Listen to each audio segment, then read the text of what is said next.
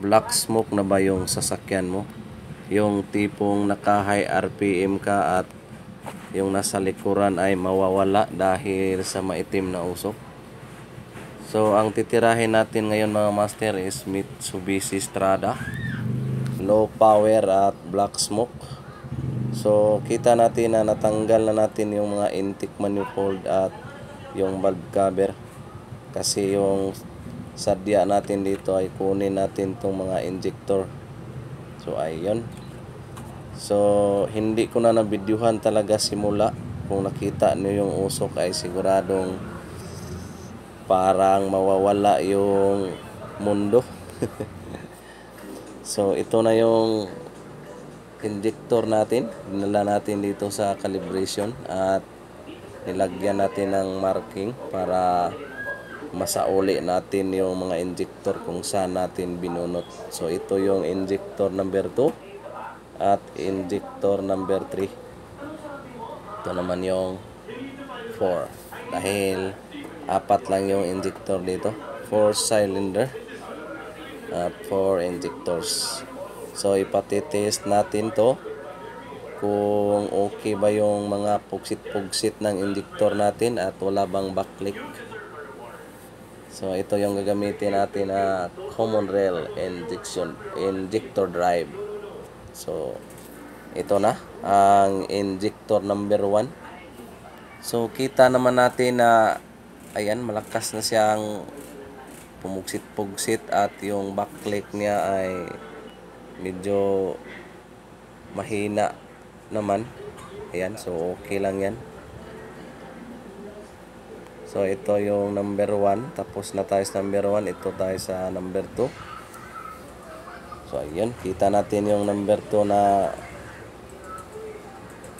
medyo mahina naman yung backlick niya. At malakas yung mag-shower. So, dito tayo sa number 3. So, number 3 test tayo. Ayan. So, kita natin na okay pa rin yung shower ng injector natin. So, dito tayo sa pang-apat. So, ito yung number 3. Ayan. So, ito na yung number 4 natin. So, medyo kita natin na medyo hihina ng kunti yung shower sa injector natin dito. Tapos yung backlick ay ayan, parang nag-ihi-ihi yung kalagayan. Ayan, so ito na yung sira na injector.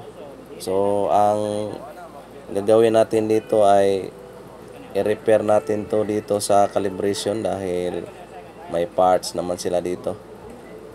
So ito yung salarin bakit nagpalyado yung unit at black smoke. Yan, so kita natin talaga na medyo malakas yung backlick niya.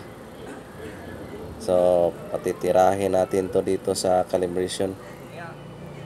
So fast forward tayo mga master dahil hapon na. Ito na, nakabit na natin lahat dahil nagmamadali yung may-ari. Dapat tignan. Mumbaji. Babri. I-click sa click. Wala kay bolt, wala kay Kung say click good nga start man largo. Wala na ilangan-langan pa.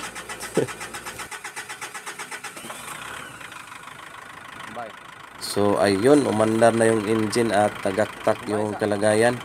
So normal lang yan mga master dahil yung fuel line ay na-empty dahil tinanggal natin. Kaya nag-hard starting siya.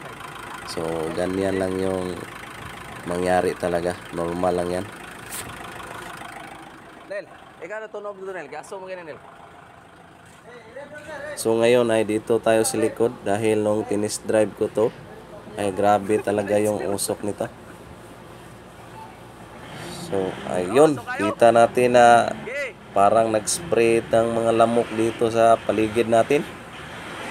Pero kita natin na Wala na. medyo lumabo na yung black smoke dito. kasi nga yung injector ay na-fix na natin at nalinisan na rin. So ayan, pa kunti-kunti na lang. So sayang lang talaga hindi ko to nakuna ng video nung pumasok ito dito sa shop, dahil yung cellphone natin pag test drive ay naiwan pa talaga, kaya hindi ko to nakuna ng video. Kung nakita niyo lang talaga yung usok nito nung test drive natin, ay siguradong mawawala yung isang kalsada dahil sa black smoke. Siyempre, ngayon ay patakbuhin natin dahil nag-low power ito, magkiyod-kiyod sa high RPM. Ngayon ay test drive natin at pinabideo ko muna kay Ronel na kasamahan natin. So nasa likuran siya ngayon at tayo yung nagmamaniho. So ayun, kita natin na sugwak yung ata, pero medyo hindi na masyadong mausok. Ang manggada kasi nito ay linisan sana yung exhaust, pero hapon na kasi at malayo pa yung uuwian ng may-ari, kaya nagdesisyon sila na wag na lang muna. So ang gusto nila ay mabalik yung power, dahil pag naka high RPM kasi ito ay magkiyod-kiyod yung kalagayan. So low power siya, parang short siya sa diesel, kaya magkiyod-kiyod. So ngayon ay medyo traffic pa kasi dito sa unahan, ay lakas na tayo ng takbo dahil maluwag na yung daan. So ayan, kita natin na medyo hindi na siya talaga black smoke. So yung mga makikita natin dito na black smoke ay yung nakadikit na yan sa mga exhaust, dahil yung mga carbon ay nakadikit pa, kaya may mga usok pa tayong makikita. So parang goods na good na to sasakyan. Ayan, kita natin naman yung video na parang naglindol yung kalagayan dahil sa lakas ng takbo. So nasa 120 na yung takbo dito. So yung power ay andito na, pero itong usok ay mawawala din ito pag maubos na yung mga carbon deposits na nasa exhaust natin. Ayan, so malapit na siyang nag-invisible dahil